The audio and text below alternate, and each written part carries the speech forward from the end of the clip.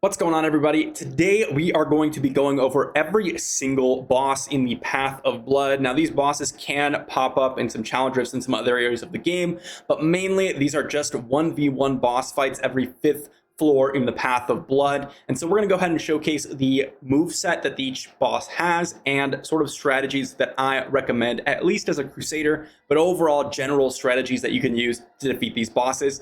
Let's jump into it.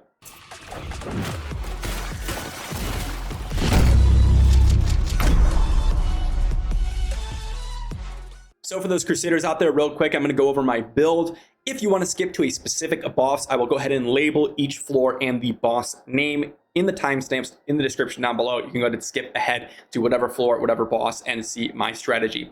Now, what we're running here on my build is going to be Arrow Keeper. We want that banner buff. We're going to go in for short bursts of damage with all of our skills. Springback Chain, we are not running Horse, which is why I'm running this. The extra 10% damage from Spinning Shield is quite a bit. Folly of Zakaram to extend our banner duration. Tactics and Secrets, this is actually a slot that can be pretty much anything unless I run Shield Glare and another legendary item in this slot, Bone Bearer, to turn Shield Glare into the laser, which I sometimes will use. But otherwise, I'm going to be using Sinkhole Cross for the shield, for the hovering spinning shield, and then Bristle to give my basic a ranged attack in order for us to keep getting in damage even when we're away from the boss. So we're going to start off the climb at floor 45. Now, a lot of the bosses repeat themselves. I'm sure we'll find some repeat bosses, and I might just skip over those until we get to the next one.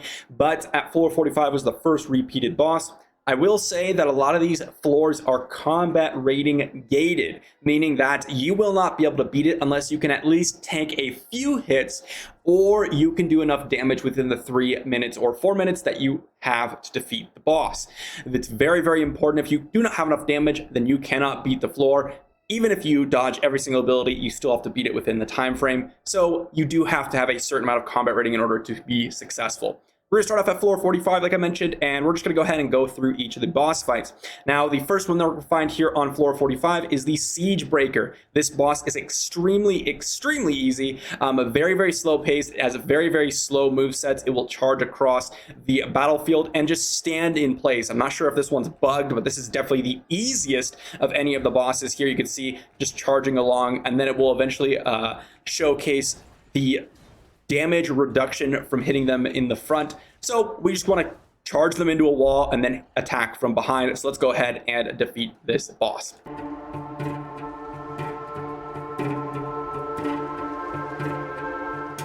On to floor 50 now. Siegebreaker was very, very easy, but let's see what boss awaits us in floor 50. It looks to be the Voracity boss. Okay, so this one is going to be one that is very, very difficult to beat unless you have absurdly high, or at least not absurdly low combat rating. You're going to get poisons literally spawned on top of you, as you can see, which are impossible to avoid. So this one is going to be particularly annoying and very, very tough to beat. Also, they're going to spit out these little blobs, and if you sit by them for too long, these ones will go ahead and jump on you and deal some damage. So we do have to avoid those green blobs as well. This is one of those boss fights where if I was higher up in the Path of Blood, I would run the shield laser build, but we're going to go ahead and just burst this one down because we are higher combat rating. But keep in mind, what you're going to want to do is play from range, attack, and avoid the poison puddles as we go through this boss fight.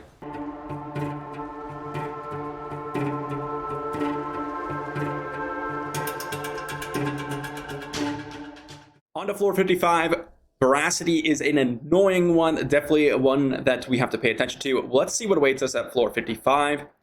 Looks like we have Agronix, which is not a too difficult one. Very, very basic attack animations where if you're close, he's going to swing out. He's got a very obvious jump animation that's going to basically jump on you with the red circle, and then you're not going to want to stand next to him. Then he summons a few adds and has very basic, again, melee attack animations, and you're going to want to avoid the melee adds. Very, very simplistic fight, but that doesn't mean it's easy. You're going to want to stay away from those fire fields. You're going to want to stay away from the adds, and we're going to try to burst him down real quick.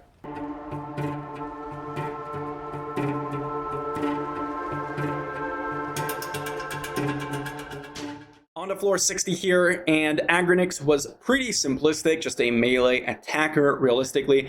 Next up, we have Roshak. Now, Roshak has a few things going for him, if he decides to do so. I tried to record this just a moment ago, but we did not spawn the lightning orbs that he will spawn randomly or throughout the field. He gives himself a little bit of a speed buff, as well as having a little bit of a blocking towards abilities here. And he has a very basic melee attack. Other than that, he's very, very simple. Just avoid the lightning orbs that, if he chooses to spawn, will hurt you quite a bit. Let's go ahead and burst him out and see if he actually spawns these lightning orbs.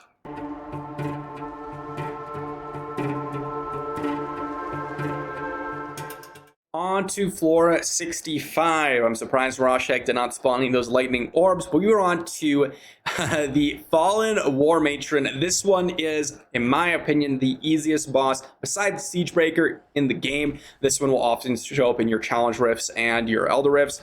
Very, very simple two-pattern move. She has a attack that goes in front of her, and then to the left of her, and then followed into the right of her. And then right after that, she will go ahead and open some portals and spawn some adds and do the exact same thing over and over again. The easiest way to beat this is just to walk behind her and then burst her out. Let's go ahead and do that.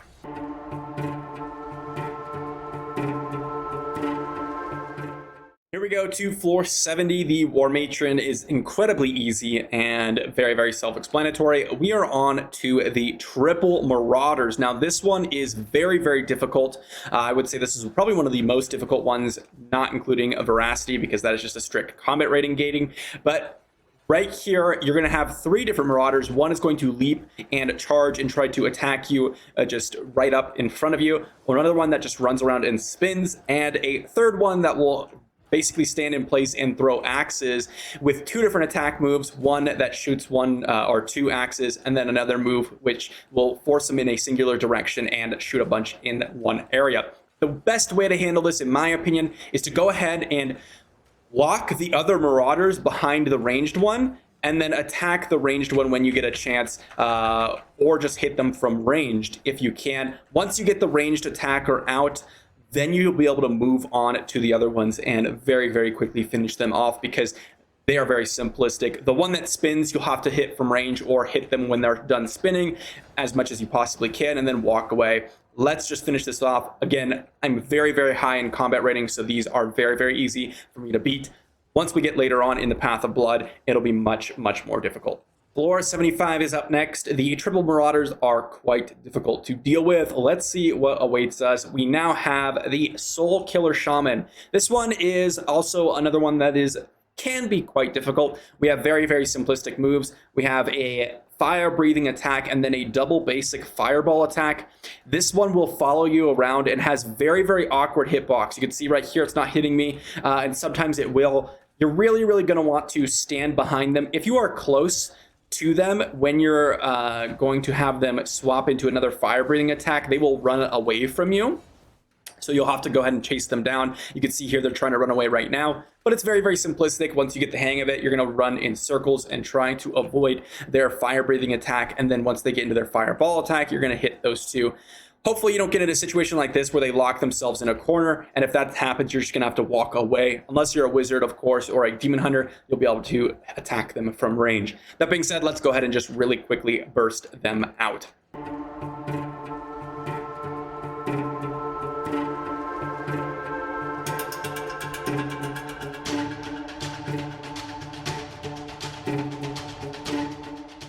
On to floor 80. And now we had to deal with the Shaman last time, and now we have the Torrid One.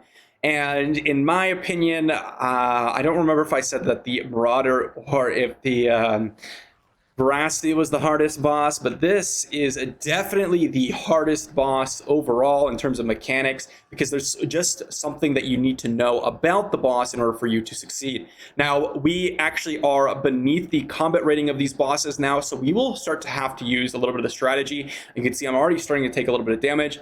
We got a few mechanics with the Torrid One. One, he has the open the mouth and spew out some meteors, and then he has a double breath attack, and the hitbox on this one is very, very difficult, but he always starts from the right-hand side of him and then goes to the left-hand side of him. He then will spawn a few of the ads by spitting them out right there, and you do not want to be near them when they spawn or when they are near you because they will explode and deal a bunch of damage.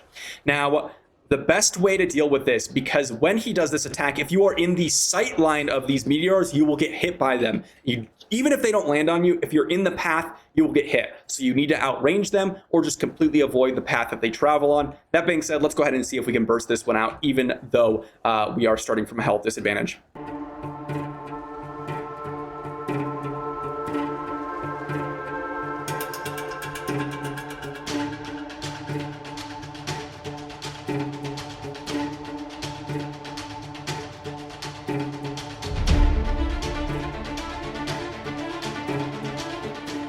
On to floor 85. It's a good thing that the Torrid One wasn't later on in the floors. That one is a really, really tough boss to beat. And we are repeating with the Siegebreaker on floor 85, yet another easy one. I will just go ahead and speed through this one because, again, it is very, very simplistic and just takes a little bit of time. On to floor 90. Now, if this repeats as the same rotation as last time, this will be a Voracity. It is indeed, and so I will go ahead and swap over to another build that I ran last time because we are in a higher combat rating bracket and we'll need a different build in order to deal with this. Now, really, there's only two things that I changed, and that is going to be Tumult and a Bone Bearer, and really we're doing that for the laser ranged attack and the ability to drop Tumult and just walk away and dealing some damage in an area of effect on the location. Now, I might have to try this a few times because, again, this is a strict combat rating gated boss. The poison spawns on top of you, have to avoid it. So we'll see what we can do and how many tries it actually takes.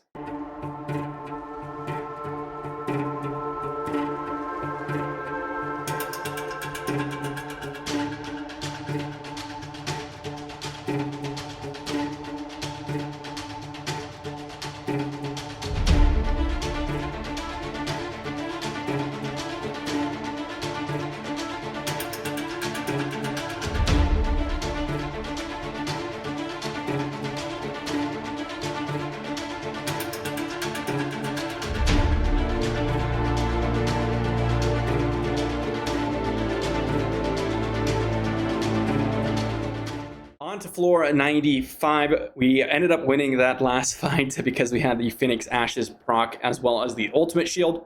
On to the second to last boss, the Zolthrax. This one's actually quite easy as well. Very standard melee attacker with a few ad spawns as well. Best way to deal with this is just to avoid the melee ads or just burst them out and then attack the boss from range. It's very, very simplistic, but sometimes can get a little tricky if you don't have enough ranged moves or if you cannot deal with these ads quickly enough. Let's go ahead and see if we can burst this one out. Again, we're at this point about 250 combat rating beneath the opponent, so that basically means we're in a challenge rift, essentially, in terms of difficulty for the boss fight. So it does get and take quite a long time to go ahead and defeat our bosses if we're able to.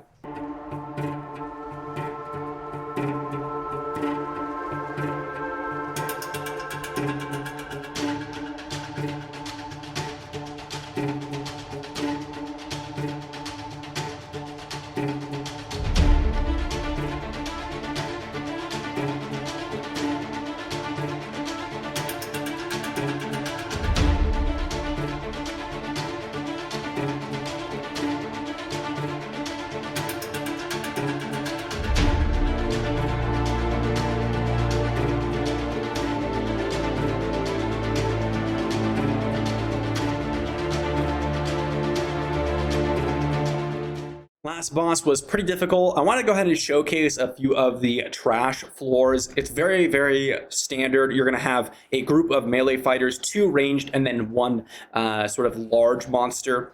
In this one, we have that exact composition: 4 melee fighters, 2 ranged, and then a large monster. Basic premise here: if you're a ranged character, or any character really, you're going to want to deal with the ranged units first in order for you to kind of kite out the melee monsters. And then a lot of classes have ways to kind of temporarily CC these small monsters, and it should be quite easy for you to deal with at that point. Sometimes the large monsters can be a problem For example, the tunneling mutant rat can sometimes be a problem, or the big yeti. Avoiding these snowballs or avoiding their tunneling can be a little tricky.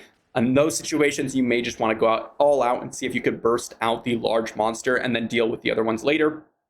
But again, here's another one: 4 melee, 2 spinning zombies, and then 1 large monster. It's the exact same for all of them. And again, you're going to want to try to burst out those ranged fighters, because those are the ones that are going to be dealing damage to you most often. On to the last boss of Path of Blood. This probably will be Coldsnap, just like last time. It is indeed.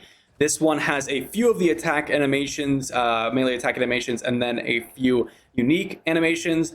We have a very quick attack animation, a couple of swipes, and then he goes into a massive attack, downward attack like that. And then he starts channeling the ice barrage from above you, and you're just going to have to avoid the blue circles. Other than that, it's a very simplistic boss fight. Very, very, very simplistic compared to some of those out there that are much more difficult. That being said, you do have to be patient, and we're going to see if we can actually beat this boss.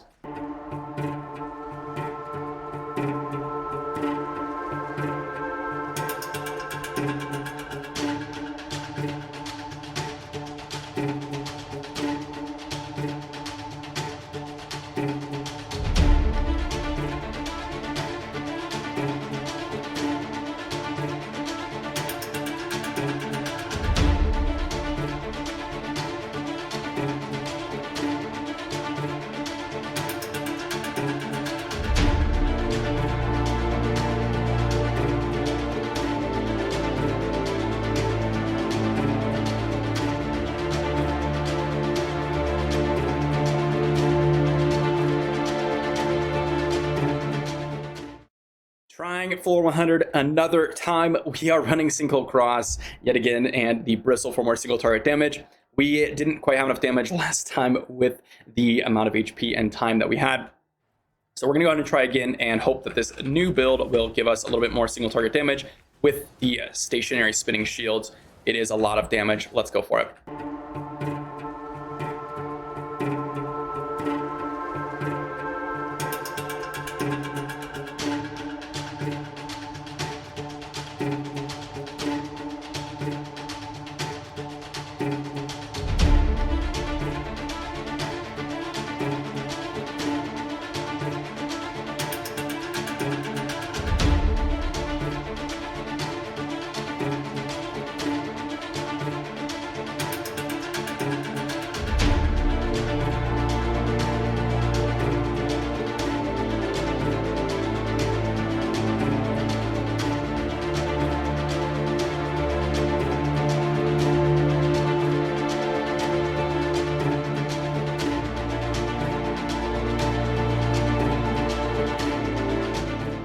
So there you have it. Floor 100 is finished. We finished all the bosses, and you have a little bit of a strategy guide for every single boss in Path of Blood. Hopefully this helps. Hopefully my strategies and the boss shown here will give you an easier time in order for you to finish off Path of Blood. You will need a decent amount of combat rating, about that 2400 area, at least for this rotation, but you'll have to see for the next rotation. Some servers might be different depending on if your Immortal has been ousted at certain points, so just keep that in mind.